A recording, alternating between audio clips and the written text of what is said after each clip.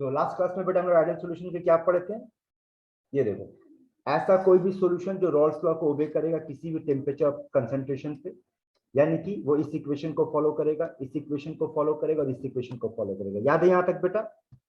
बताओ तो आप लोगों में से कौन बेटा बताएगा कि एक सॉल्यूशन को आइडियल सॉल्यूशन होने के लिए हमारे पास टोटल कितना क्राइटेरिया है?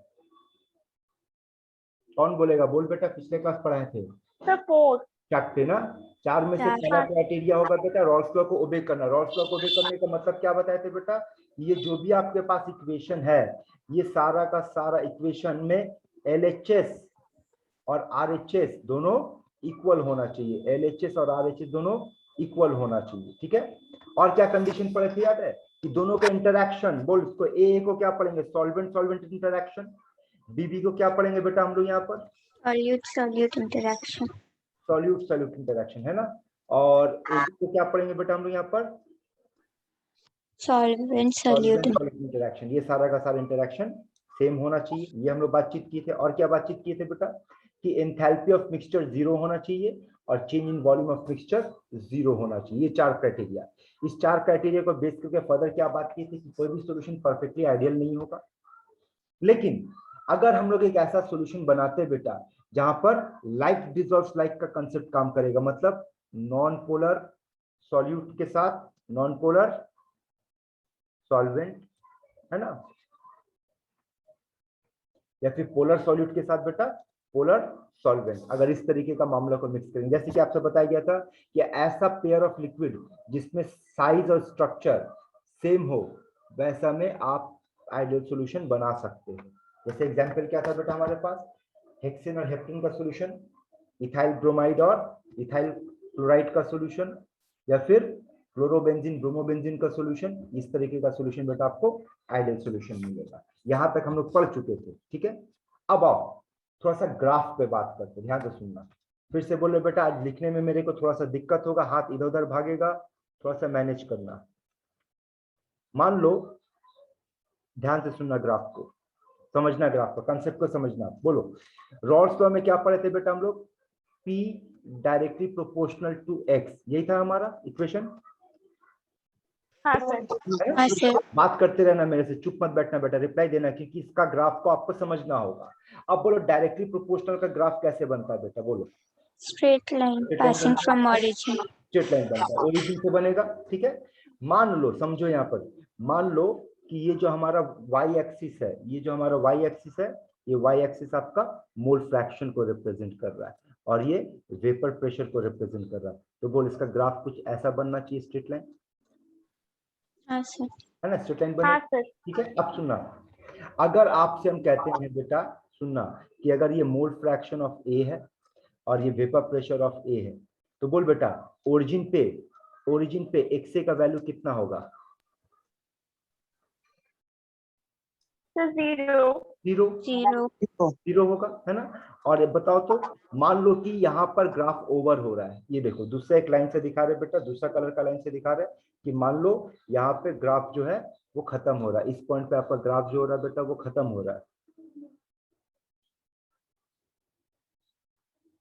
यहाँ पे ये स्ट्रेट लाइन एक और ले लो, एक और स्ट्रेट लाइन ले लो। बोलो, तो बोल इस पॉइंट पे मोल फ्रैक्शन ऑफ A का वैल्यू कितना होगा बताओ? 1 होगा। समझ में आ रहा? 1 क्यों होगा? क्योंकि याद है ना हम लोग क्या पढ़े थे कि टोटल मोल फ्रैक्शन हमेशा 1 के बराबर होता है, मैक्सिमम 1 से ज्यादा तो हो नहीं सकता। अब यहां से बात करो, फिर से समझना, XA के ठीक नीचे देखो बेटा हम क्या लिख रहे हैं, फॉलो करना। XA के नीचे देखो हम क्या लिख रहे हैं, XA के नीचे लिख रहे क्या बेटा? XB। तो बोल, अगर इस पॉइंट पे XA का वैल्यू 0 है तो यहाँ पर XB का वैल्यू क्या 1 होना चाहिए? का वैल्यू क्या होना चाहिए? 0। यानी कि लेफ्ट साइड में XA का वैल्यू 0 है, लेकिन राइट साइड में XB का वैल्यू 0 है। समझ मेरे बेटा? इसका मतलब देखो, तो अगर हम इस तरफ राइट साइड में अगर हम x एक्सिस को PB मान लेते हैं, राइट साइड में x एक्सिस को PB मान लेते हैं, तो बोलते इसका ग्राफ कैसे बनेगा? इधर से एक और स्ट्रेट लाइन बनेगा, समथिंग लाइक दिस, इस पॉइंट पे। यहाँ तक समझ में आ रहा है? 2 ग्राफ एक साथ पढ़ा रहे बेटा। हाँ सर। अच्छा, अब अगर आपसे पूछेंगे, देखना यहाँ पर, अब अगर आपसे पूछेंगे कि बोल बेटा इस पॉइंट पे ये जो ब्लैक कलर का लाइन है इसका इक्वेशन क्या होगा, देखिए इसका इक्वेशन लिख सकते हैं। इसका इक्वेशन होगा PA equals to P not A x into A I A, है ना। और बेटा ब्लू वाले लाइन का इक्वेशन क्या होना चाहिए जरा बताओ। PB equals to P not PB B equal to P Chi not B chi B, not B Chi B। Chi B, XB। हाँ सर। और अगर इन दोनों लाइन को जोड़ते फॉलो करना, इनसे जोड़ रहे बेटा, हाथ फिर से बोल रहा है, आज मेरे हाथ इधर उधर भाग रहे बेटा, थोड़ा मैनेज करना क्योंकि आज सॉफ्टवेयर से गड़बड़ है। तो बोलो ये हो जाएगा total pressure P total P A plus P not A X A plus P not B X B। P naught B x P not B XB, यही था हमारा इक्वेशन। हाँ हाँ सर। चलिए अब मेरे साथ बात करना, बोल बेटा ब्लैक कलर का लाइन किसको रिप्रेजेंट कर रहा है, A को। P को ब्लू कलर का लाइन B को, है ना। अगर आप B को, हाँ। 3 कलर का ग्राफ दिख रहा है बेटा, ब्लैक कलर का, ब्लू कलर का, रेड कलर का, तो बोल ब्लैक कलर कौन सा लॉ को फॉलो किया, which law, Rawls law. Rolls law। Follow किया रॉल्स लॉ। हाँ। हाँ, और रेड वाला किसको फॉलो किया, डाल्टन्स लॉ। Dalton's law. याद आ रहा, समझ में आ रहा, पिछले क्लास में बात किए थे बेटा ब्लू। हाँ हाँ सर, हाँ सर। क्योंकि वहां पर टोटल प्रेशर रिप्रेजेंट कर रहा, टोटल प्रेशर जो होता है वो बेटा डाल्टन्स लॉ से निकालेंगे, ठीक है। यहाँ तक समझ में आ रहा है, हाँ सर। ठीक है। अच्छा अब एक जगह पे मार्क कर रहे बेटा, ठीक है। उस मार्किंग का अगर आप नाम बता दोगे तो समझेंगे कि आप लोग ग्राफ को स्टडी कर पा रहे हो, ग्राफ समझे। एक जगह पे मार्क कर रहे हैं, उस मार्किंग को बताना, ठीक है, कि उस पोजीशन का नाम क्या होगा, इस जगह का नाम क्या होगा, इस पॉइंट का नाम क्या होगा बताओ, लेफ्ट में और राइट में बताओ इस पॉइंट का नाम क्या होगा। ये 2 पॉइंट का नाम बताओ तो, बताओ इस पॉइंट का नाम क्या होगा बेटा, और बताओ कि इस पॉइंट का नाम क्या होगा। पी नॉट सर, लेफ्ट वाला पी नॉट बी और राइट वाला पी नॉट ए। वेरी गुड, लेफ्ट वाला P नॉट B होगा और राइट वाला P नॉट A होगा। बोल किसको नहीं समझ में आया समझाएंगे।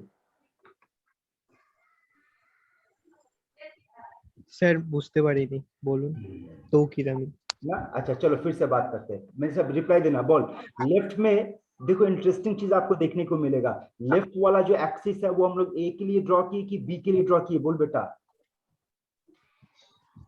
ए के लिए है ना, PA लिखे ना बेटा, देखो यहाँ तो PA लिखा हुआ है, तो फिर यहाँ P नॉट B कैसे आ गया, अब ये सोचो। तो इस पॉइंट पे बोलो, यहाँ पर ओरिजिन है तो बोल इस पॉइंट पे XA का वैल्यू 0, XB का वैल्यू 1। 1, XB का वैल्यू 1 होने और XA का वैल्यू 0 होने का मतलब बोल कौन प्योर है, A प्योर हुआ ना B प्योर हुआ, बी प्योर हुआ। B प्योर हुआ ना। तो अगर B प्योर हुआ तो हाँ, बेटा इस पॉइंट पे जो प्रेशर आएगा वो प्योर B का मिलेगा, समझ में आ रहा है। उसी हाँ, तरीके से राइट साइड में आ जाओ बेटा, यहाँ पर XB का वैल्यू 0 है, XA का वैल्यू 1 है, तो कौन प्योर होगा, A प्योर होगा। ए प्योर होगा। अगर A प्योर होगा बेटा तो इसका मतलब ये वाला पॉइंट प्योर A को रिप्रेजेंट करेगा। হ্যাঁ স্যার, चाहो तो आप ऐसे भी समझ सकते हो, बोलो ये वाला इक्वेशन है ना बेटा, ये वाला। अब इस इक्वेशन, ये इक्वेशन को इस पॉइंट पे अप्लाई करो, इस पॉइंट पे अप्लाई करो, तो बोलो इस पॉइंट पे हम क्या लिख सकते हैं, हम लोग लिख सकते हैं PA is equals to P not A XA। और बोल यहाँ पर XA का वैल्यू कितना है बेटा 1 तो 1 पुट करने पर क्या निकलेगा, जो भी प्रेशर होगा वो किसके बराबर होगा, P नॉट A के बराबर होगा। पी नॉट ए के। हाँ समझ में आ रहा बात यहाँ तक। हाँ सर। हाँ सर। तो ये है बेटा आपका ग्राफ, ये देखो दोबारा से देखो और फिर से स्टडी करो, बोलो अगर कोई डाउट है तो बोलो दोबारा बातचीत करेंगे। जो ग्राफ अभी बेटा आपको एक्सप्लेन किया वो ग्राफ आपके सामने है, देखो।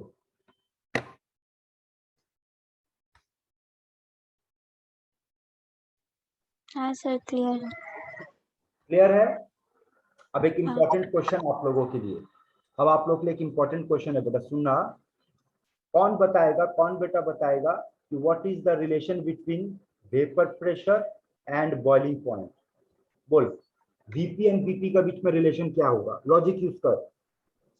सर बॉइलिंग पॉइंट तो जो टेम्परेचर है। चलो कंसेप्ट से बात करते, रुको रुको, pressure- कंसेप्ट से बात करते, रुको बेटा, कंसेप्ट से बात करते। आप लोगों को पढ़ा दिए बेटा, पिछले क्लास में बात करते। बोलो अगर हमारे पास एक सॉल्यूशन है, इस सॉल्यूशन पानी है बेटा, मान लीजिए पानी है इसके अंदर, ठीक है, और इसके अंदर चीनी डाल दे, शुगर डाल दे,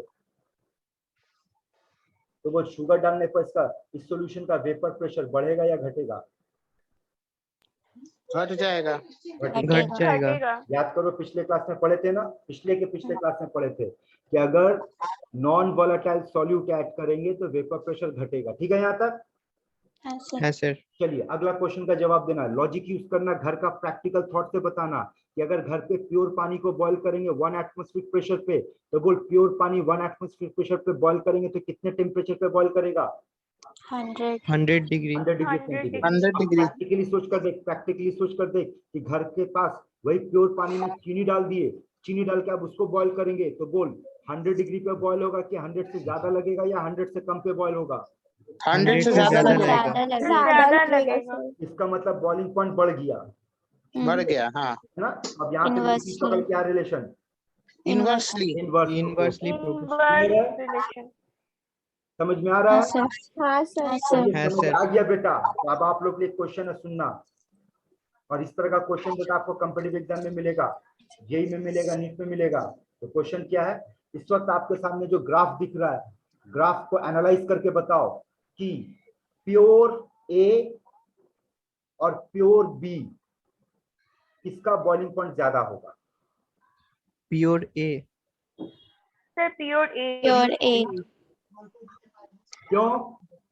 क्योंकि उसका वेपर प्रेशर पेपर देखो कम यहाँ है, पर इसलिए boiling point ज्यादा प्योर ए मिल रहा है ना बेटा, यहाँ पर प्योर ए मिल रहा है, हाँ और नीचे होगा। लेफ्ट साइड में प्योर बी मिल रहा है ना। अब अगर Yes, ग्राफ sir. एनालाइज करोगे तो प्योर ए का लेवल नीचे है, प्योर बी का लेवल हाँ. ऊपर है, तो इसका मतलब vapour pressure Yes, B sir. का ज्यादा है। तो अगर वेपर प्रेशर बी का ज्यादा होगा इसका मतलब उसका बॉइलिंग पॉइंट कम होगा। कम होगा। आया बात समझ में? हाँ सर। ठीक है बेटा, है लोग सर। आगे बढ़े। हाँ सर। तो हम है लोग क्या सर। पढ़ रहे थे? हम लोग पढ़ रहे थे आइडियल सॉल्यूशन। अब बात करते हैं बेटा अगला टॉपिक। यहाँ देखो, बोलो तो इस बार ग्राफ किसके वर्सेस किसका ड्रॉ किया गया? Boiling Boiling point versus point मोल का। फ्रैक्शन। बॉइलिंग पॉइंट और मोल फ्रैक्शन। इसके पहले वाला जो ग्राफ पढ़े थे वो किसके वर्सेस किसका ड्रॉ हुआ था बेटा? वेपर प्रेशर Vapor मोल pressure versus फ्रैक्शन। mole अब अगर fraction। यहाँ पे आपसे पूछ ले कि प्योर ए और प्योर बी किसका वेपर प्रेशर ज्यादा है?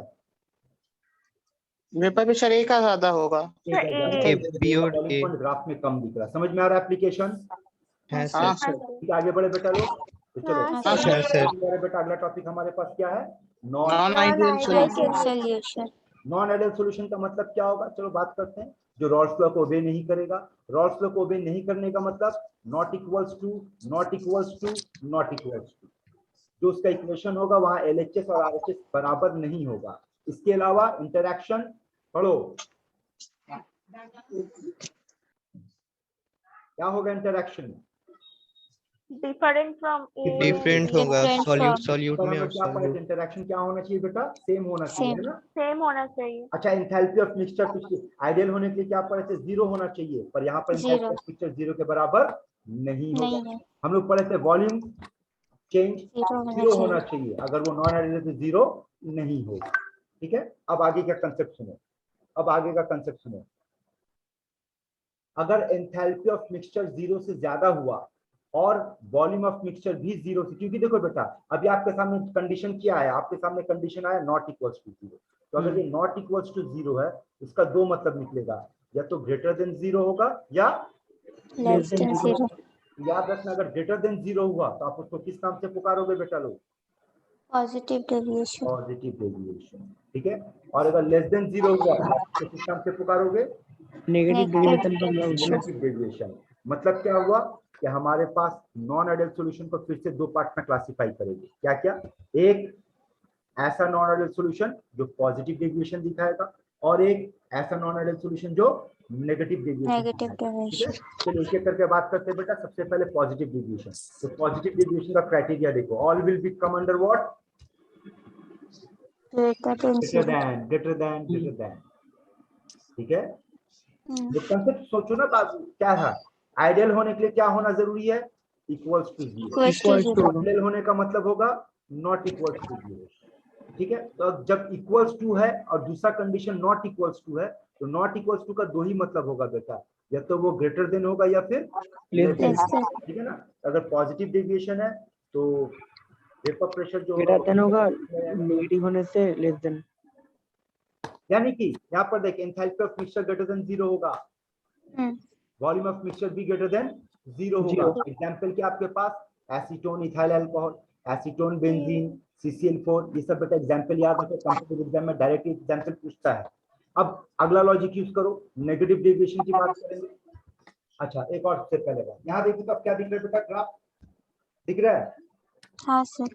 अब सुनो, अगर आप याद होगा जो थोड़ी देर पहले बेटा हम लोग आइडियल सॉल्यूशन का ग्राफ पढ़े थे, तो आइडियल सॉल्यूशन का ग्राफ की फिर से एनालाइज करो तो आपका ग्राफ कैसे दिख रहा है बेटा, यहाँ पर याद होगा क्या दिख रहा है बेटा, यहाँ पे स्ट्रेट लाइन दिख रहा है सारा है सर। अब सिंपल सा बात समझ, अगर ग्राफ थोड़ा सा मैनेज करना पड़ेगा यहाँ पर, अगर ग्राफ स्ट्रेट लाइन के ऊपर चला जाए और इस तरीके से चलता हुआ जाएगा, इस तरीके से चलता हुआ जाएगा और यहाँ जाकर मीट करेगा, उसी तरीके से ये ग्राफ ऊपर की तरफ अगर चले जाए लाइक दिस, या फिर ये ब्लू कलर का अगर ग्राफ पे बात करेंगे बेटा तो ये भी ऊपर से चला जाएगा, ऊपर से।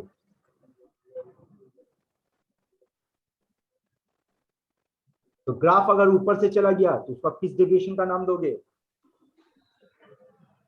Positive deviation. सेम लॉजिक याद रखना, जब नेगेटिव पढ़ने बैठेंगे बेटा, ठीक है, तो वहां पर ग्राफ किस तरफ का उसका डायरेक्शन होगा, नीचे से नीचे की तरफ। यहाँ देखो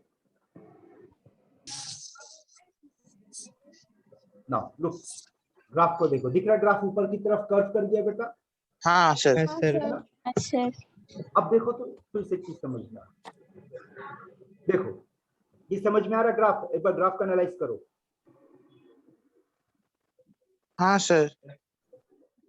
ग्राफ ऊपर की तरफ किया, होना क्या चाहिए, हाँ, सर। याद करना, होना क्या चाहिए था, Straight line. स्ट्रेट लाइन होना स्ट्रेट चाहिए, लाइन। स्ट्रेट लाइन होना चाहिए था, यहाँ पे भी एक ऐसा स्ट्रेट लाइन होना चाहिए था। तो अगर स्ट्रेट होगा तो वो क्या कहलाएगा बेटा, आइडियल सॉल्यूशन। आइडियल। ग्राफ ऊपर की तरफ कर्व कर गया तो पॉजिटिव डेविएशन। ध्यान से सुनेगा, बोल ग्राफ किसके वर्सेस किसका दिखाई दे रहा है, vapour pressure versus mole fraction. Mole और फ्रैक्शन। कौन कांस्टेंट है बेटा इस कंडीशन पे, टेम्परेचर। टेम्परेचर, है ना। किसका Temperature. वेपर प्रेशर फ्लो का ज्यादा है, वेपर प्रेशर ए का ज्यादा है सर। बी का और कम A का? है ना? इसका मतलब हाँ। बॉइलिंग पॉइंट बी का ज्यादा ए होगा, का ए का कम कम होगा। है। बी का ज्यादा होगा। सी का बॉइलिंग पॉइंट ज्यादा होगा, है ना, ए का कम होगा बेटा, समझ आ रहा है। हाँ सर। हाँ सर। तो चलो एक बार हाँ, फिर से सर। ग्राफ देखेंगे, बॉइलिंग पॉइंट के लिए ग्राफ देखो बेटा, ये देखो, देखो तो बॉइलिंग पॉइंट का ग्राफ समझ में आ रहा है। और इसमें हाँ, सर। बताओ तो बॉइलिंग पॉइंट में कौन कांस्टेंट है, प्रेशर। प्रेशर कांस्टेंट है। देखो तो यहाँ पर अगर आप समझोगे तो अगर ग्राफ में देखो कि बी का वेपर प्रेशर आपको कितना दिखाया गया बेटा, यहाँ पर, यहाँ कम है, कम। तो अगर इसका वेपर प्रेशर कम है तो इसका मतलब इसका बॉइलिंग पॉइंट ज्यादा होगा। ज्यादा होगा, तो ज्यादा दिखाया जा रहा है, ए का बॉइलिंग पॉइंट कम हो रहा है, ठीक है। चलिए अब हम लोग बात करते हैं बेटा मैकेनिज्म का, ध्यान से सुनना और इसको अच्छे से समझो। बोर्ड लेवल कॉम्पिटिटिव लेवल दोनों में ही ये सवाल आता है, ठीक है। अब पहले कुछ कंसेप्चुअल बात करेंगे, पहले वो ध्यान से सुनना। बोलो पॉजिटिव डेविएशन में टोटल प्रेशर क्या होगा, greater than greater than P naught A X से plus P naught B, total pressure बढ़ जाएगा। हाँ। अच्छा अब मेरे एक सवाल का जवाब देना, सुनना सुनना, यहाँ पर इंटरमोलिकुलर फोर्स अगर बढ़ेगा तो बोल वेपर प्रेशर क्या होगा, पढ़ा दिए बेटा, जवाब दो। डिक्रीज। डिक्रीज करेगा। डिक्रीज। चलो फिर से बात करते हैं, भूल गए दोबारा देखो, यहाँ देखो वेपर प्रेशर का मतलब क्या बताए थे बेटा लोग, सिंपल लैंग्वेज में जो वेपर होता है उसका प्रेशर, है ना। और वेपर बनने के बारे में क्या बताए थे कि vaporization is a surface phenomena, याद है। हाँ। वेपराइजेशन एक सरफेस फिनोमेना, ठीक है।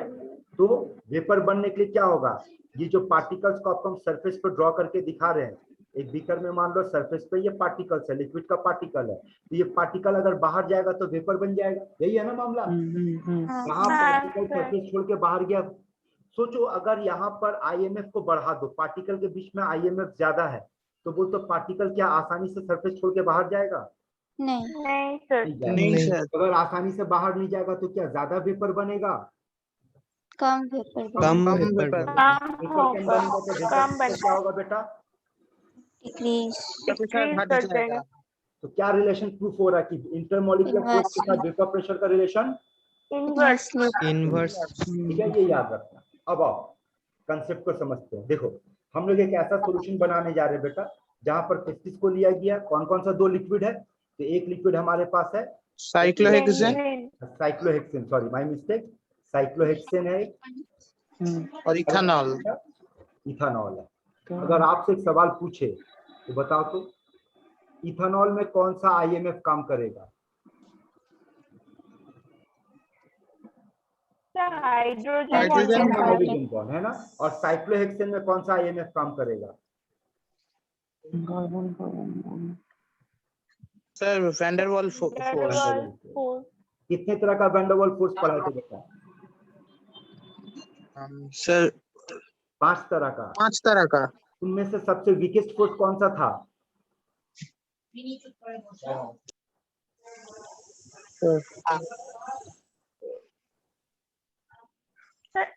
Force. Done force, London force. और लंडन फोर्स किस दो पार्टिकल के बीच में काम करता है बेटा? Sir temporary non polar non polar, non polar है ना। तो साइक्लोहेक्सेन तो नॉन पोलर है, तो दो हाँ। साइक्लोहेक्सेन के बीच में कौन सा काम करेगा force? Van der Waals force. London. Van der Waals force का कौन सा फोर्स? लंडन फोर्स, लंडन ठीक है ना। और इथेनॉल के बीच में कौन सा फोर्स काम करेगा? Hydrogen bond, hydrogen bonding. और हाइड्रोजन बॉन्डिंग कैसा फोर्स है बेटा? कंपेयर टू स्ट्रॉन्ग, स्ट्रॉन्ग है ना, कंपैरेटिवली स्ट्रॉन्ग है उससे, ठीक है। अब कंसेप्ट को समझो कि मान लो अब हम लोग एक सॉल्यूशन बनाने जा रहे हैं साइक्लोहेक्सेन और किसका सॉल्यूशन बनाने जा रहे हैं बेटा? इथेनॉल का। पढ़ो इसको पहले आप लोग।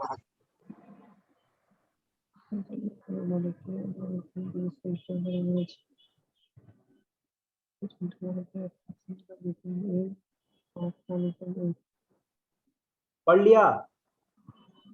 हाँ सर। हाँ सर, समझ Yes, आया? नहीं आया? यहाँ समझाते, देखो नीचे मत, यहाँ ध्यान दो। ये देखो कौन है बेटा? ये सब कौन सा मॉलिक्यूल दिख रहा है? बोलो ऊपर में। इथेनॉल। इथेनॉल। और रेड डॉट कौन? रेड डॉट क्या चीज है बेटा? Hydrogen bond. Hydrogen bond. अब सोचो तो अगर इसके अंदर हम साइक्लोहेक्सेन को डाल देते हैं, डाल दीजिए, देखो तो साइक्लोहेक्सेन क्या करेगा?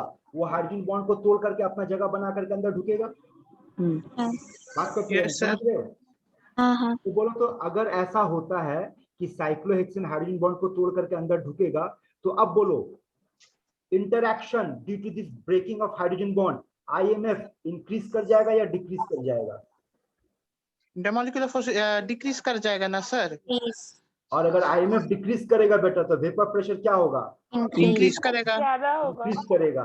और अगर वेपर प्रेशर इंक्रीज कर गया तो इसका मतलब जानते हो क्या होगा? P will become greater than what? PA plus PB। तो ये कौन सा डेविएशन शो करेगा? Positive deviation, positive deviation. यानी पॉजिटिव डेविएशन को दिखाने के लिए बोल इंटरैक्शन बढ़ना चाहिए या घटना चाहिए? घटना चाहिए, घटना चाहिए। ध्यान घटना रखो। चाहिए। क्लियर है बेटा यहाँ तक की बात? हाँ सर, चलो आगे बढ़ो, आगे और पिक्चर क्लियर होगा। अब अगला टॉपिक पे आते हैं बेटा। अब कौन सा डेविएशन पढ़ने जा रहे हैं हम लोग? Non ideal negative deviation, negative deviation. क्या होगा? Less than less than less than, है ना। Less than zero, less than zero, सब लेस देन में चला गया। ये उसका एग्जांपल है HCl और H2, HNO3, H2O।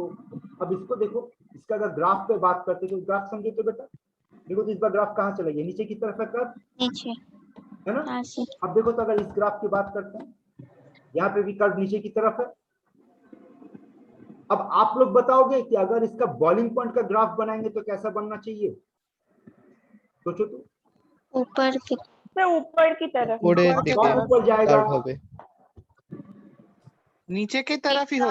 हाँ, पी नॉट बी, आरा समझ पी में? नॉट, हाँ हाँ सर। ठीक है। अब चलो इसका मैकेनिज्म को समझते हैं। देखो मान लो हमारे पास कौन कौन सा मॉलिक्यूल आइडेंटिफाई कर? एसीटोन, ट्राइक्लोरोमीथेन, क्लोरोमीथेन, एसीटोन और कौन है? क्लोरोफॉर्म है।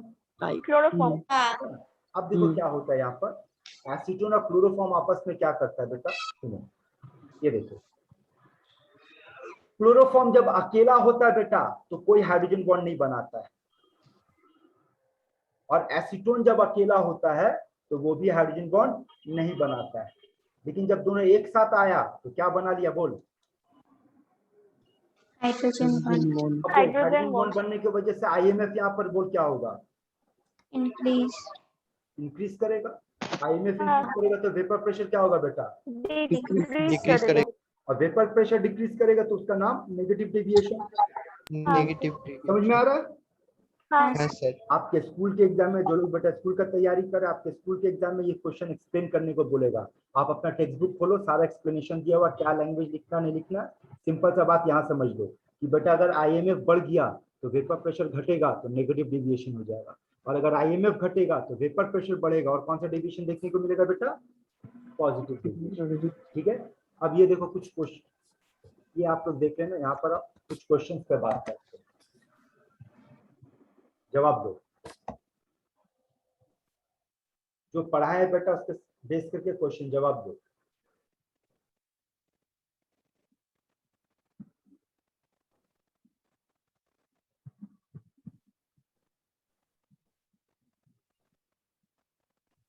Sir option A sir. Sir option A. से ए। ए। ऑप्शन ए है है सर। सर। क्या बोला, नेगेटिव डेविएशन होगा, तो नेगेटिव डेविएशन होने से इंटरेक्शन ज्यादा होगा। ज्यादा होगा। होना चाहिए। है समझ में कंसेप्ट? ये हाँ, देखो सर। ये है है सर। जेई मेंस का क्वेश्चन, जो पहले जेई मेंस में पूछता था, अब इसका नाम जो पहले अभी जेई मेंस उसका नाम पहले क्या था बेटा, एआई ट्रिपल ई। ठीक है, अगला क्वेश्चन बेटा ये लो, बोल।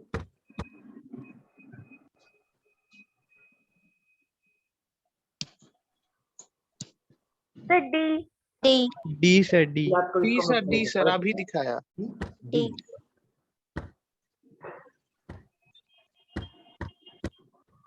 इसका आंसर बोल बेटा।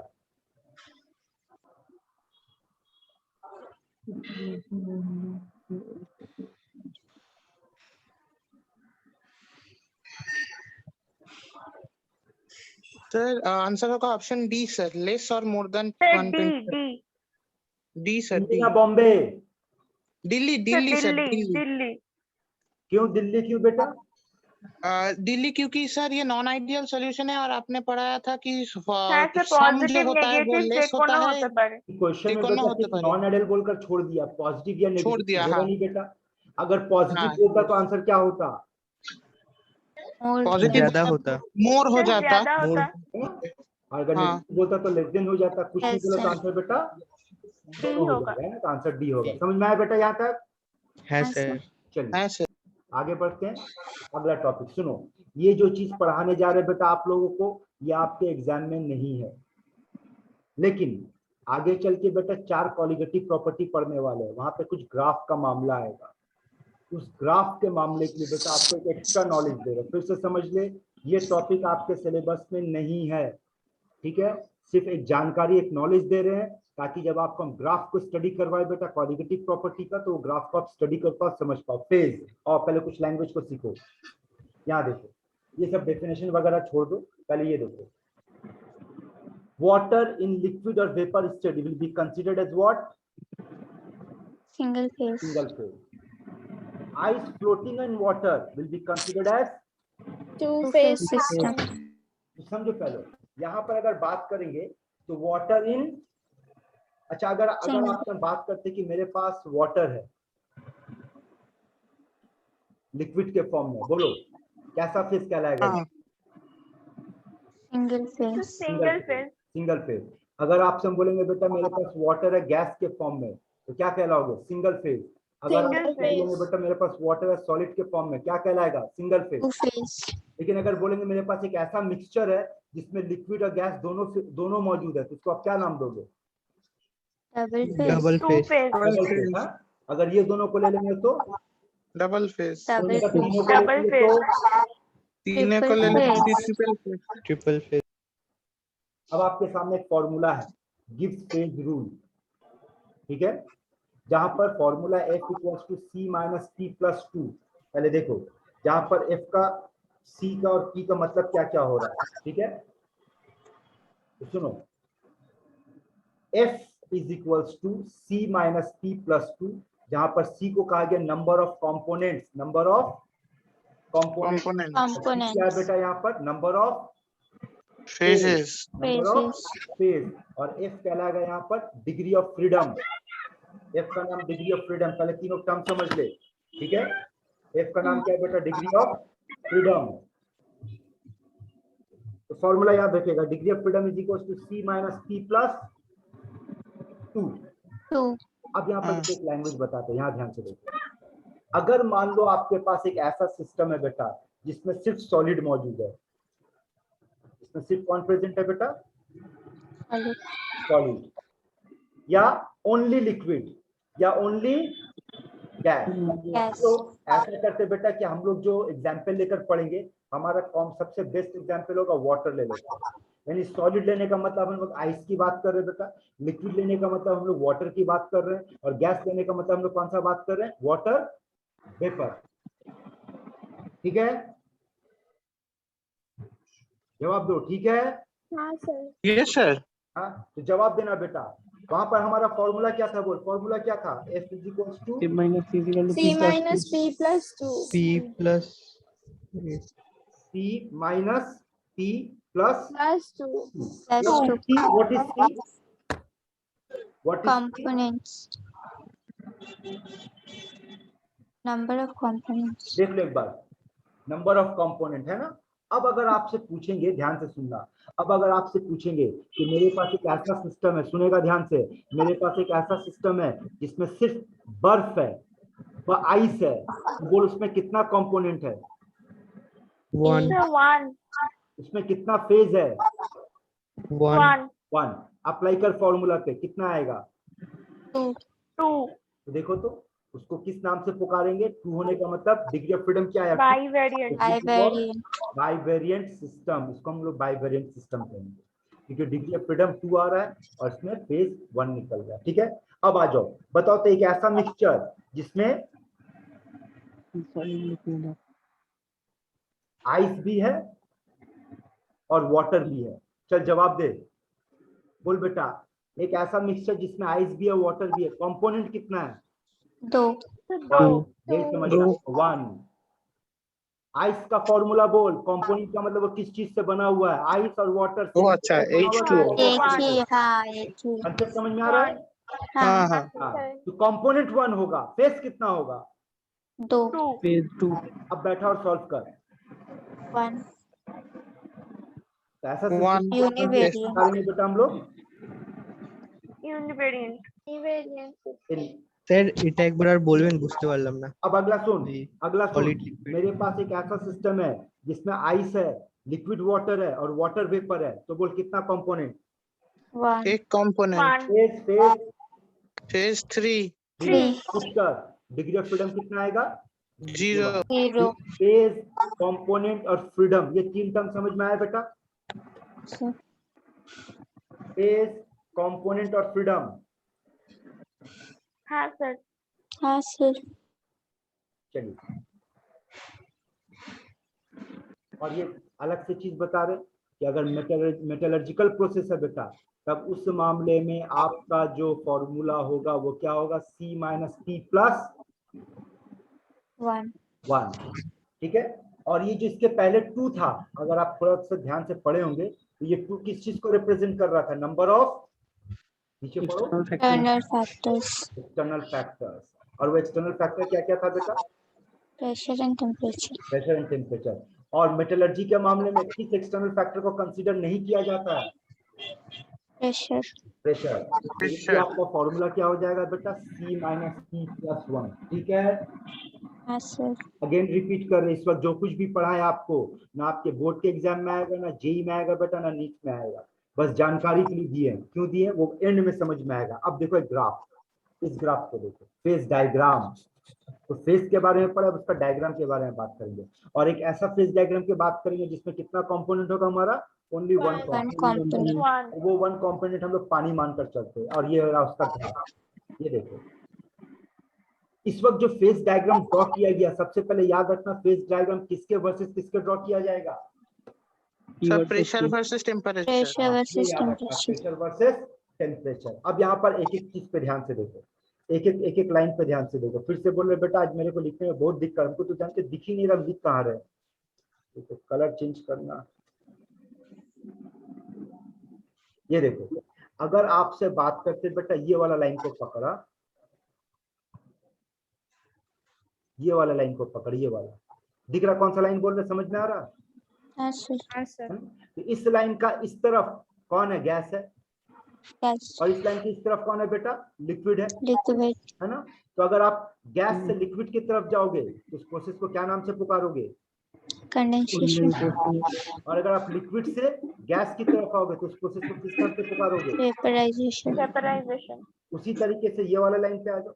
इस वाले लाइन पे यहाँ पर कौन है बेटा, यहाँ पर गैस बैठा हुआ है, और इस तरफ कौन है, सॉलिड है। सॉलिड। सॉलिड से अगर आप गैस की तरफ जाओगे तो सब्लिमेशन कहलाएगा, और गैस से अगर आप सॉलिड की तरफ आओगे तो क्या कहलाएगा, डिपोजिशन सॉलिडिफिकेशन। कहलाएगा। उसी तरीके से अगर आप सॉलिड से लिक्विड की तरफ जाओगे तो क्या कहलाएगा, मेल्टिंग कहलाएगा, और लिक्विड से सॉलिड की तरफ आओगे तो क्या कहलाएगा, फ्रीजिंग। फ्रीजिंग कहलाएगा। ठीक है, दोबारा सुनना, दोबारा सुनना।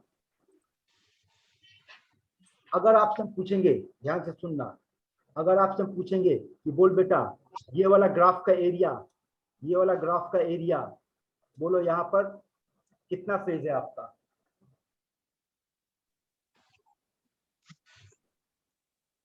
सर एक फेज है। एक फेज है। अरे देखो ना, जो जिस Solid एरिया है। को मार्क किया वो तो सॉलिड का एरिया है। हाँ अगर आपसे पूछेंगे कि ग्राफ का ये वाला एरिया, ये वाला एरिया कितना फेज है, 1। एक फेज है। अगर आपसे पूछेंगे ये वाला एरिया कितना फेज है बेटा, 1 बोलो 1 फेज है। 1 1। लेकिन अगर आपसे पूछेंगे ये ब्लैक लाइन में कितना फेज है, ब्लैक लाइन में ये जो मार्क किए, तो सर वो 2 फेज। इस लाइन पे लिक्विड और गैस दोनों मिलेगा, वो इक्विलिब्रियम स्टेट को रिप्रेजेंट कर रहा है। अगर आपसे हम बात करेंगे ये वाला लाइन, ये वाला लाइन कितना फेज होगा, बोल 2। अगर आपसे पूछेंगे ये वाला लाइन 2 और अगर आपसे पूछेंगे कि ये वाला लाइन या ये वाला एरिया, दिस, ये वाला 3 3 फेज। 3 और जिस पॉइंट पे तीनों फेज एक साथ एग्जिस्ट करेगा उस पॉइंट का नाम याद रखेगा ट्रिपल पॉइंट। आप लोग क्लास 11 का बेटा मेरा गैस लॉ का नोट्स खोलिएगा, उस गैस लॉ का नोट्स का एकदम एंड में एनबी करके ये पॉइंट डिस्कस किया वहां पर। ठीक है, व्हाट इज ट्रिपल पॉइंट है, सुन ध्यान से, what is triple point, triple point is a pressure and temperature. Triple point जो वो प्रेशर है और क्या है बेटा, टेम्परेचर है। एक ऐसा प्रेशर और एक ऐसा टेम्परेचर जिसपे तीनों फेज, तीनों स्टेट ऑफ मैटर एक साथ एग्जिस्ट करेगा, सॉलिड लिक्विड गैस, इस तरीके को ट्रिपल पॉइंट कहेंगे। यहाँ तक का बात समझ में आ रहा है बेटा आप लोगों को? हाँ सर। ठीक है, अब देखो यहाँ पर क्यों पढ़े, यहाँ फिर से दोबारा देखो, इस ग्राफ को दोबारा स्टडी करो तो देखो तब समझ में आ रहा है आप लोगों को ग्राफ। एक बार अपने एंड से स्टडी करो।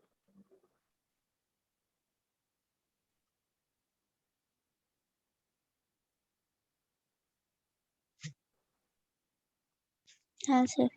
देखो यहाँ पर कुछ नाम आएगा, अगर आपसे बोलेंगे what is AD, graph AD,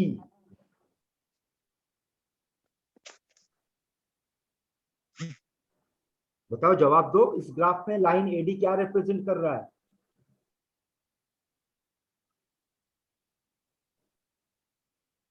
AD दिखा ना, दिखाए आप लोगों को? हाँ सर दिखा। बोलना एडी, अरे तो बोलना कि सर एडी वो लाइन है जहां पर सॉलिड और लिक्विड दोनों इक्विलिब्रियम पे एग्जिस्ट कर रहा है, दोनों एक लाइन, एक दोनों एक साथ, है ना? अगर कुछ what is curve AB, AB पे लिक्विड और गैस इक्विलिब्रियम ऑफ है ना? What liquid is and gas, solid and gas equilibrium, है ना? Solid and gas, a triple point, triple point. ठीक है, और नीचे पर पानी के लिए दिया हुआ है, ये वाटर का याद रखना कि वाटर को अगर 0.006 एटीएम प्रेशर पे रखोगे और 0.01 डिग्री सेंटीग्रेड टेम्परेचर पे रखोगे बेटा, तो ऐसा कंडीशन पे वाटर तीनों स्टेज में पाया गया, सॉलिड लिक्विड गैस, और उसको ट्रिपल पॉइंट के नाम से पुकारते हैं। अब देखो, देखो तो ये सारा लाइन, तो अगर बोलेंगे एबी, तो एबी वो कर्व है जहां पर आपका सॉलिड और वाटर गैस दोनों एक साथ एग्जिस्ट करेगा और उस कर्व को आप किस नाम से पुकारोगे? Sublimation curve. पीडी कर्व को किस नाम से पुकारोगे? Melting point curve. और बीसी को किस नाम से पुकारोगे? Pressure curve. हाँ, अच्छा बताओ तो इन तीन कर्व में हमारा कौन सा काम का कर्व है? Sir BC. Vapour pressure. BC. Vapour pressure. Vapour pressure करना बेटा, ये पूरा चैप्टर हाँ। वेपर प्रेशर के ऊपर है। वेपर प्रेशर, हाँ हाँ, बीसी। वेपर प्रेशर कर्व होता है, ठीक है, इसको ध्यान में रखना। वेपर प्रेशर कर्व क्या होता है या मैं बात, ये सब देख बीसी नाम जो अभी देखे वो सब लिखा हुआ बेटा, इसको याद रखना, आगे हम लोग को जरूरत पड़ेगा, ठीक है। ये सब छोड़ो, ये आप लोग के लिए नहीं है।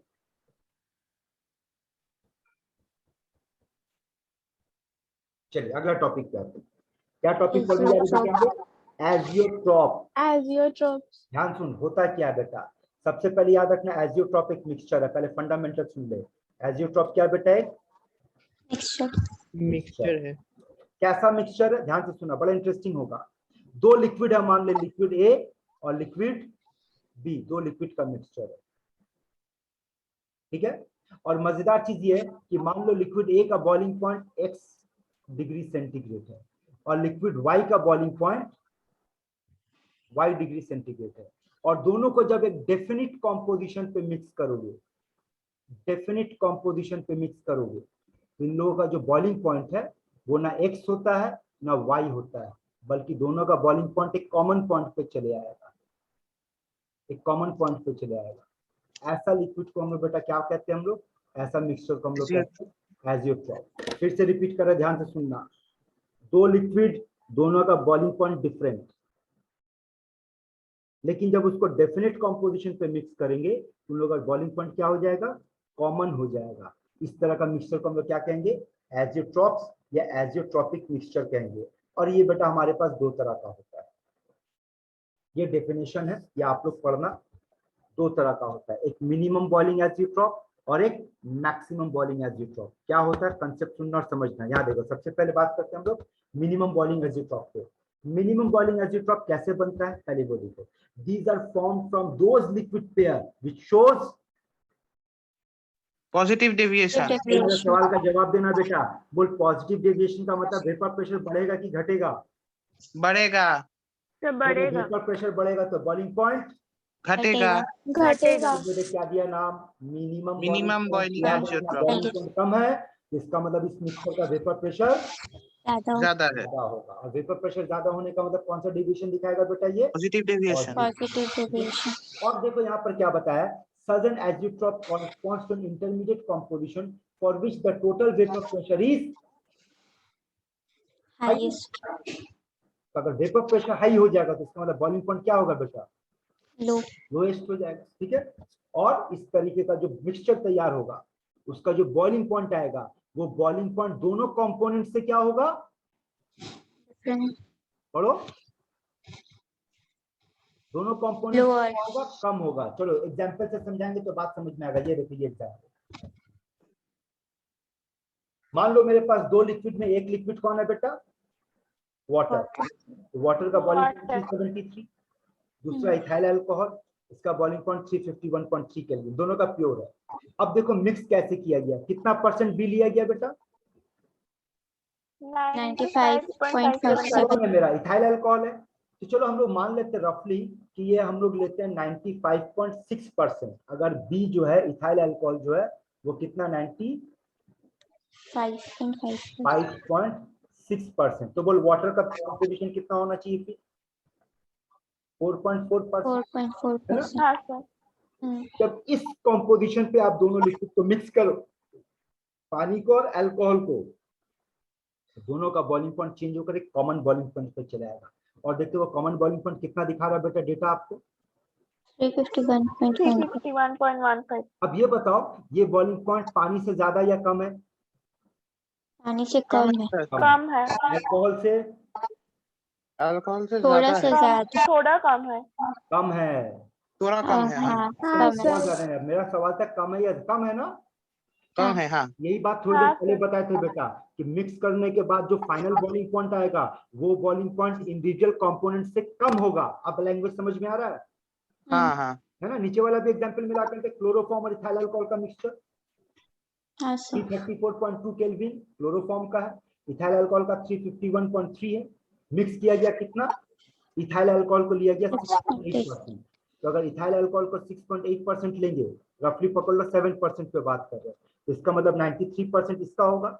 इस कॉम्पोजिशन पे जब दोनों को मिक्स करेंगे बेटा, तो दोनों का बॉइलिंग पॉइंट एक कॉमन पॉइंट पे आ जाएगा, और जब ये कॉमन पॉइंट पे आएगा तो क्या होगा, एज़ोट्रॉप मिक्सचर बनेगा। एजियोट्रॉप देखो उसका जो वैल्यू है वो दोनों कंपोनेंट से कम दिख रहा है बेटा आप लोगों को, हाँ सर ठीक है। और यहाँ पर एक कंसेप्चुअल क्वेश्चन सुनो, ध्यान से सुनो, अगर आप लोगों को याद होगा, क्या आप लोग डिस्टिलेशन वर्ड जैसा कभी टर्म पढ़े, डिस्टिलेशन? हाँ हाँ सर। सर डिस्टिलेशन में क्या करते हैं हम लोग, what is the use of distillation? Water purified water नहीं, दो लिक्विड को सेपरेट करने का काम करते हैं हम लोग, हाँ वो फ्रैक्शनल ऐसा हाँ लिक्विड जिसका बॉइलिंग पॉइंट में डिफरेंस होगा। पर डिफरेंस याद रखना, आप इस मिक्सचर को डिस्टिलेशन मेथड से सेपरेट नहीं कर सकते। बोलो क्यों? ये क्वेश्चन पूछा जाता है कि why azeotrope mixture can not be separated by distillation.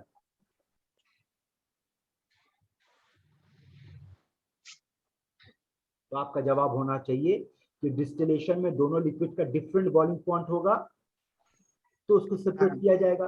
लेकिन एजियोट्रॉपिक मिक्सचर में तो दोनों लिक्विड का बॉइलिंग पॉइंट सेम हो जा रहा है। सेम हो जाएगा, तो उसको सेपरेट नहीं किया जा सकता। अगर आप वेपराइज करोगे तो दोनों एक साथ वेपर में उठेगा, क्योंकि दोनों का बॉइलिंग पॉइंट सेम है। तो फिर कंसेप्ट ये होना चाहिए कि दोनों का बॉइलिंग पॉइंट अलग अलग होगा, जिसका बॉइलिंग पॉइंट कम होगा, जब हीट करेंगे बेटा तो पहले कम बॉइलिंग पॉइंट वाला वेपराइज करेगा, तो वो अलग हो जाएगा बाद वाला, और जिसका बॉइलिंग पॉइंट ज्यादा है वो नीचे रह जाएगा। बात आ रहा समझ में?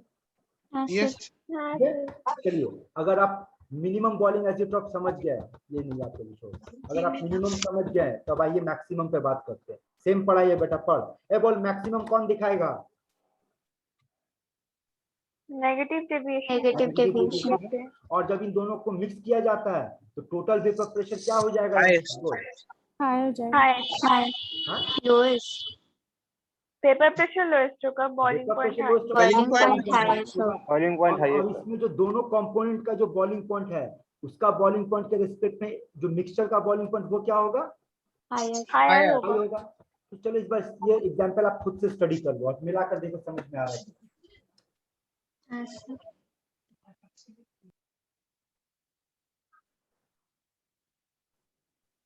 हाँ sir.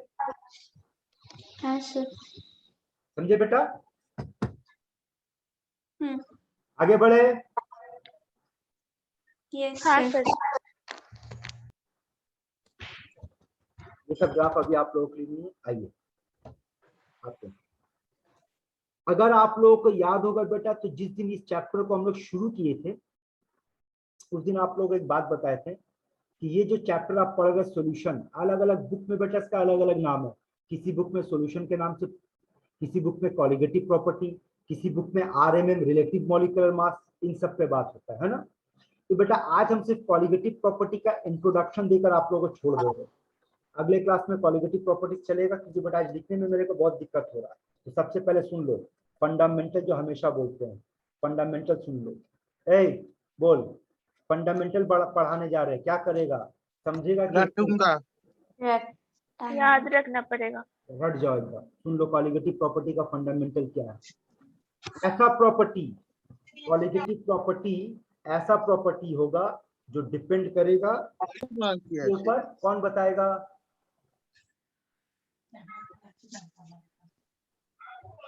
Number of particles Number of particles.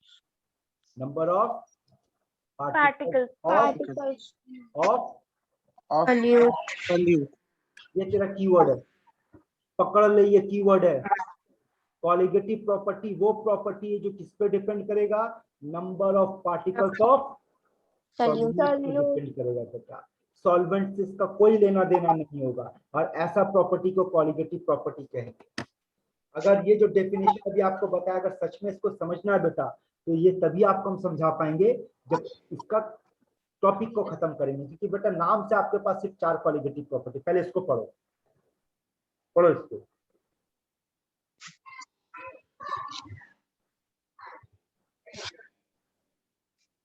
हाँ सर हाँ सर। तो कीवर्ड क्या होगा आपका, याद रखना। बोल कीवर्ड क्या है इस टॉपिक के लिए? Number of Solute. Number particles of of the particles solid. of solute. Number of particles का मतलब क्या होगा बेटा? It can B Either solute or solute. Atom, ion or molecule. Ions molecules. Molecules, ठीक है। और याद रखिएगा नाम से बेटा केमिस्ट्री में सिर्फ 4 क्वालिटेटिव प्रॉपर्टी है।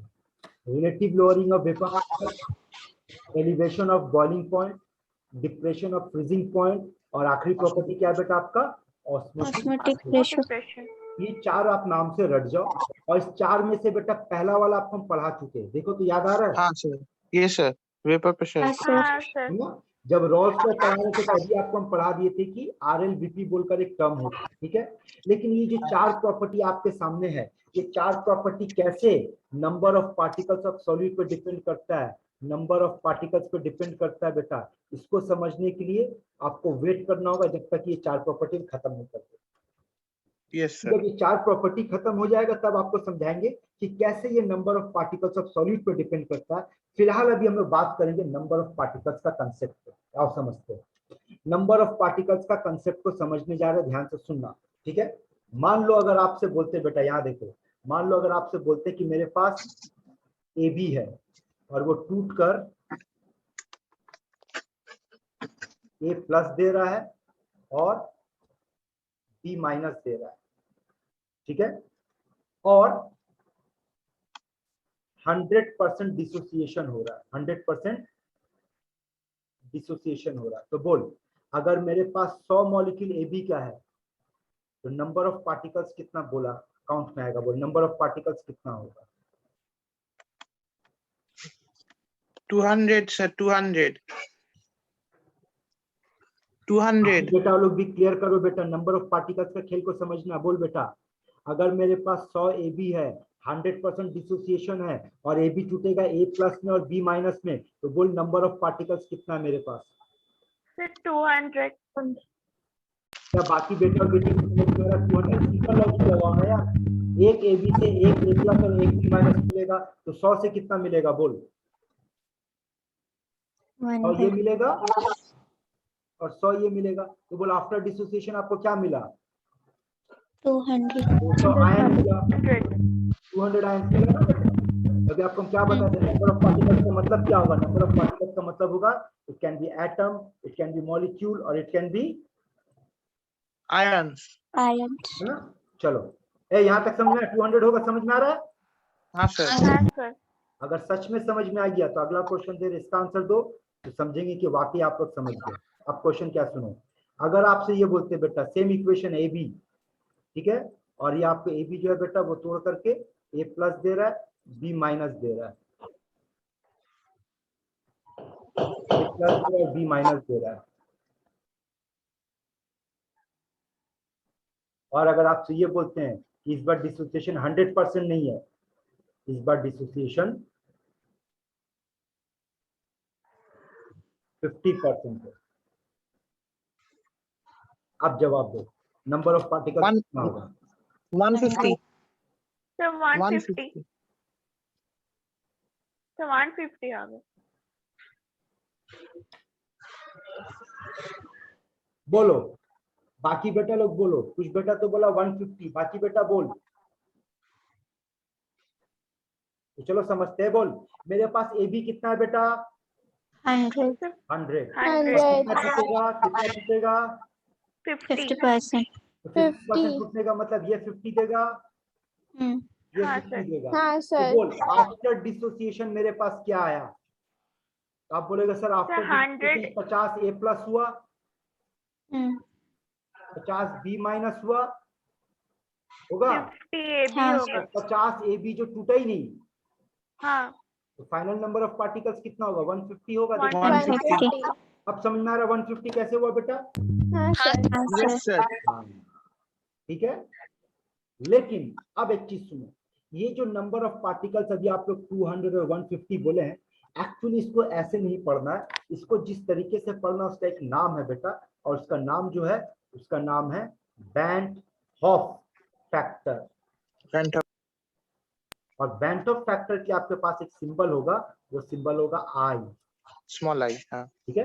बैंट हॉफ फैक्टर का जो बुकिश डेफिनेशन होगा बेटा वो ये होगा कि observed colligative property bye calculated colligative. Calculated हाँ, प्रॉपर्टी। ये इसका बुकिश डेफिनेशन होगा, ठीक है। और जब सारा कॉलिगेटिव प्रॉपर्टी समझा देंगे तब इसका ये डेफिनेशन समझ में भी आ जाएगा। लेकिन आपको एक ट्रिक बता रहे, वो ये याद रखना कि आई निकालने का एक और तरीका होगा बेटा, final number of particles, final number of particles divided by initial number of particles, divided by initial number of particles, divided by initial number of particles. तो अगर आपसे सवाल फिर से पूछे बेटा कि बोल अभी अभी जो आपको कंडीशन दिया गया, आपके पास 100 AB है, 50% टूटा, तो बोल इसके लिए आई का वैल्यू कितना है? 150 तो 150 1.5 1.5 होगा ना? फाइनल नंबर ऑफ 1.5 पार्टिकल कितना है बेटा आपका? 150 150। इनिशियल नंबर ऑफ पार्टिकल कितना है? 100 100। तो इसका मतलब आई का वैल्यू 1.5 आ रहा बात समझ में? अब इसको दूसरे एंगल से देखो, फिर से देखो और जवाब दो।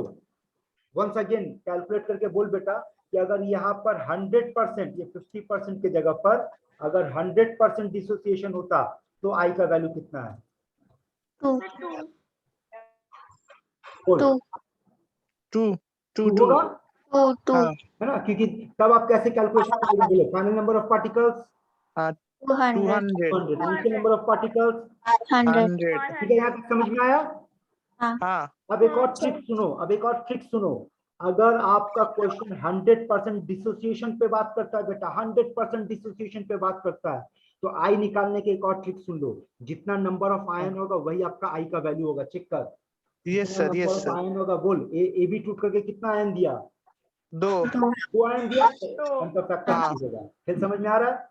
एकदम सर। ठीक है, क्लियर है बेटा? लोग आगे बढ़े, इंट्रोडक्शन समझ में आया बेंटो फैक्टर? हाँ हाँ हाँ सर। अच्छा, अभी कुछ और भी बात बाकी है, सुना, कुछ और भी बात बाकी है। अगर आपसे बोलते हैं what is the Vento factor of glucose, बोल C6H12O6, बोल ग्लूकोज का वेंटो फैक्टर बोल।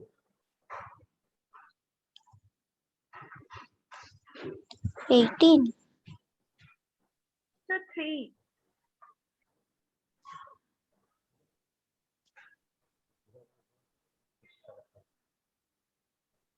बोल बेटा, ग्लूकोज का वेंटो फैक्टर क्या होगा? सर वेंटो फैक्टर 12 होगा, 6H2O प्लस 6C। रुको सर 18 तो अगर आपसे बोलेंगे CaCl2 को पानी में डाल दिया, कैल्शियम क्लोराइड को पानी में डाल दिया, सुना, ग्लूकोज को पानी में डाल दिया, उसके बाद एक और चीज सुनो,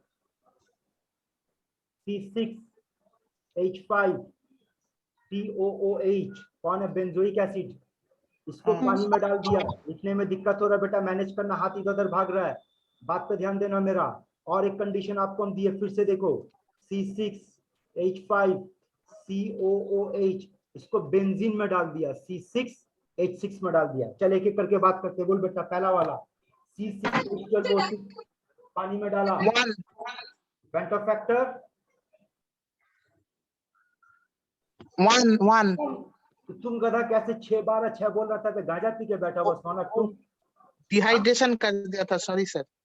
सोचो ना, लॉजिक यूज करो, बोलो ग्लूकोज को अगर पानी में डालेंगे ग्लूकोज टूटेगा कि नहीं टूटेगा? नहीं टूटेगा सर। नहीं टूटेगा। सोचो तो अगर हम 100 मॉलिक्यूल डालेंगे पानी में, तो पानी में 100 का 100 रहेगा बेटा, 100 का 100 रहेगा। तो पहले भी 100 बाद में भी 100, तो वेंटो फैक्टर 1 होगा। 1 बाकी बेटा समझ में आ रहा है? Yes sir. इसका मतलब लॉजिक क्या होगा? जो भांगेगा नहीं उसका वेंटो फैक्टर 1 यूनिटी है ना, और जो नहीं भांगेगा उसको क्या बोलेगा? नहीं भांगेगा उसको क्या बोलते बेटा हम लोग? Non polar. उसको हम लोग बोलते बेटा नॉन इलेक्ट्रोलाइट। Non electrolyte. एक चीज याद कर लो कि आपका क्वेश्चन नॉन इलेक्ट्रोलाइट का है, तो वेंटो फैक्टर का वैल्यू बेटा 1 अब आ जाओ, CaCl2 को पानी में डालो तो क्या होगा? तो 3 आयन, 3 वेंटो फैक्टर। हाँ तो 3 होगा। बोल। तो आपको मिलेगा Ca2 प्लस 2 प्लस और 2Cl माइनस 2Cl माइनस। तो बोल वेंटर फैक्टर 3 होगा। 3 होगा। हाँ हाँ सर। हाँ, लेकिन हम ये अज्यूम करके चलेंगे कि 100% डिसोसिएशन। है ना। अच्छा चल नीचे हाँ। में बोल। तो बेंजोइक एसिड को पानी में डाला, दो 2 CC5 CO माइनस और माइनस SH plus और H हाँ, प्लस तो बोल वेंटर फैक्टर 2. 2। अब एक इंफॉर्मेशन देने जा रहा है, ध्यान से सुनना।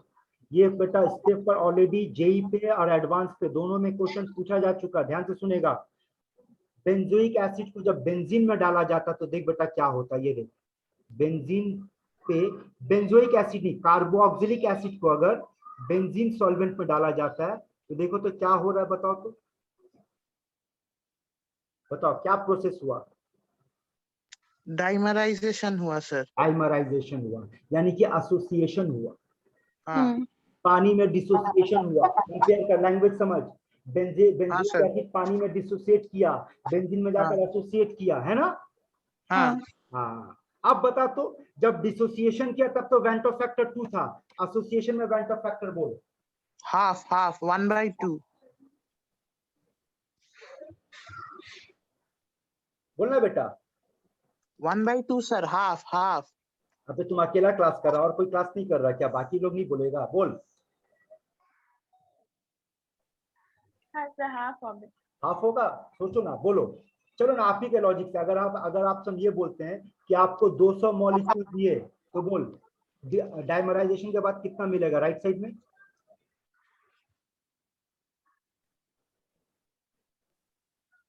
सर 100 मिलेगा ना।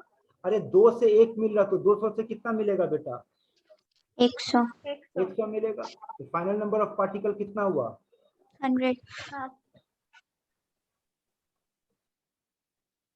फाइनल नंबर ऑफ पार्टिकल आपका 100 हुआ। आई निकालना, फाइनल बाय इनिशियल कितना आ रहा है? बोल। हाफ आ रहा है। अच्छा, यहाँ पर आई का वैल्यू कितना आया बेटा? 2 आया। 2. यहाँ पर आई का वैल्यू कितना आया? 3. 3 आया। यहाँ पर आई का वैल्यू कितना आया? 1. 1 आया। अब ये जितना भी एग्जाम्पल जिससे लॉजिक सुन, बोल। अगर नॉन इलेक्ट्रोलाइट होगा तो आई का वैल्यू 1. अगर डिसोसिएशन होगा तो आई का वैल्यू 1 से ज्यादा। अगर एसोसिएशन होगा तो आई का वैल्यू 1 से कम। हाँ सर. लैंग्वेज क्लियर कर बेटा। हाँ सर. हाँ सर। ये आपका बुकिश डेफिनेशन है, ये हम बाद में बात करेंगे। ये लास्ट का 3 लाइन पढ़। हाँ सर। समझ आया? हाँ सर. देख तो बोल इसका वेंटर फैक्टर 2 2. इसका इसका 1 2 यहाँ बोल 3. 3 4. 3 3. 4. 4। ठीक है, यहाँ तक समझ में आया? हाँ हाँ. अब सुन, अगर एसोसिएशन हुआ, ठीक है, तो वेंटर फैक्टर का वैल्यू क्या बताया बेटा? Less than 1. Less than 1। चलो बताना। यहाँ पर आपके सामने एक इक्वेशन दिया हुआ है, इक्वेशन को ध्यान से देखो। इक्वेशन क्या दिया हुआ बेटा आपको?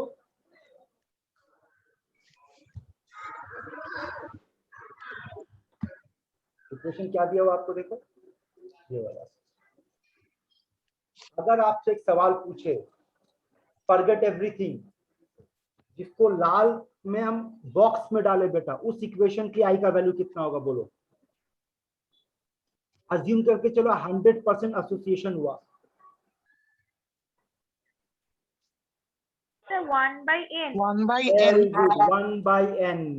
1/n है ना? वो हाँ। समझ में आ रहा है? Yes sir. क्योंकि बेटा आपके पास इनिशियल नंबर ऑफ पार्टिकल क्या होगा? n। देखो हाँ है ना n। हाँ फाइनल नंबर ऑफ पार्टिकल यहाँ कुछ नहीं, मतलब कितना है बेटा? 1 है। 1.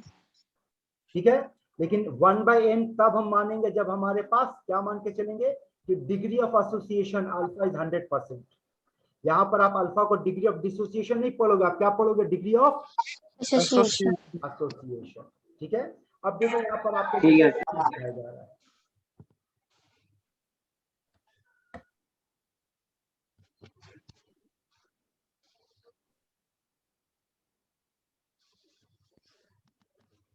यहाँ पर एक डिराइवेशन है, ये देखो, अगर आपको एसोसिएशन के आई का वैल्यू निकालना है बेटा, तो एसोसिएशन के आई का जो वैल्यू होता है वो होता है 1 minus alpha plus alpha by N.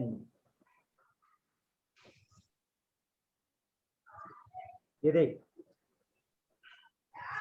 इसका टोटल है बेटा और कुछ नहीं। तो आई का वैल्यू क्या है यहाँ पे 1 माइनस अल्फा। देखो सिंपल समझो ना बेटा, मान लो इनिशियली ये 1 होगा तो ये 0 होगा, इक्विलिब्रियम पे ये 1 माइनस अल्फा होगा तो ये अल्फा बाई एन हो जाएगा। तो टोटल आई का वैल्यू कितना मिलेगा आपको 1 minus alpha plus alpha by N, और यहाँ से अल्फा का वैल्यू आप कैलकुलेट करके निकाल सकते हैं। ठीक है, उसके बाद फॉर्मूला है, अभी हम इस पे बातचीत नहीं करेंगे बेटा। अब देखो डिसोसिएशन का मामला, अब बताओ तो बोलो, अगर आपसे बोलेंगे इस इक्वेशन के लिए आई का वैल्यू बोलो, अगर अल्फा का वैल्यू 100% है तो एन एन है ना।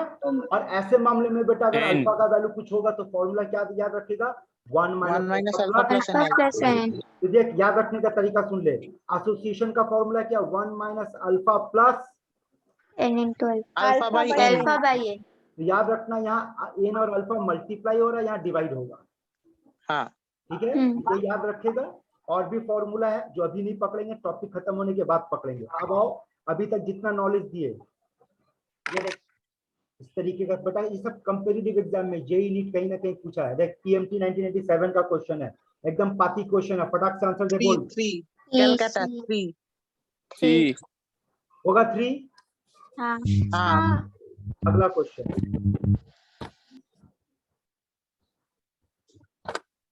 पीएमटी 1994 का क्वेश्चन है। अच्छा यहाँ एक प्रिंटिंग मिस्टेक है, ये FeCN होल 6 होगा बेटा, वहाँ ब्रैकेट नहीं है। समझ में आ रहा है हम क्या बोले? हाँ सर हाँ सर ये वाला होल 6 यहाँ ब्रैकेट होगा। बोलो D. हाँ sir option D sir, D Delhi. Sir D Delhi. Delhi. हाँ हाँ सर दिल्ली 100%। और अगर ये क्वेश्चन ऐसा होता K4 FeCN होल 6 तो आंसर क्या होता बोल? A. ऑप्शन ए होता। अब ऑप्शन सर देखो, ए A बाकी बेटा लोगों को समझ में आ रहा, बाकी को समझ में आया ऑप्शन दिल्ली क्यों होगा? है ना, कि बेटा K3 FeCN होल 6 को जब हम लोग आयन में तोड़ेंगे तो बोल टोटल कितना पार्टिकल मिलेगा? 5. 5 होगा। K3 FeCN होल 6 को अगर हम लोग आयन में तोड़ेंगे तो टोटल कितना पार्टिकल मिलेगा? सर K3 को ले 4 আসবে। बेटा अगर आप इसको तोड़ोगे तो आपको कितना मिलेगा बट पार्टिकल? बेटा यहाँ से 4 मिलेगा ना, क्या मिलेगा? हाँ, आपको 4. मिलेगा 3 K प्लस का पार्टिकल और एक आपको मिलेगा FeCN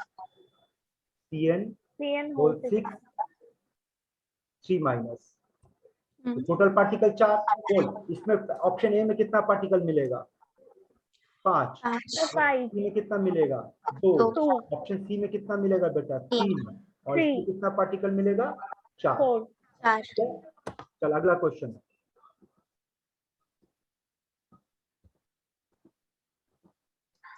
जेई मेंस का क्वेश्चन है बेटा, बोल। 1 C.